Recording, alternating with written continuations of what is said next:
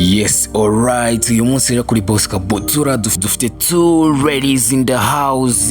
Tugiye gutoranyamo umwe tukamuha indavyo cyangwa se respect umugomba. Umwe yitwa Keti Bashabe, ni rwiyemezamirimo, ni umunyamideli kandi ni umusocial influencer. Undi yitwa DJ Sonia, akorera ikigo cya RBA, nawe ni rwiyemezamirimo kandi nawe ni umusocial influencer. Ladies and gentlemen, akana kanya rero kugira ngo duhitemo umwe muramfasha.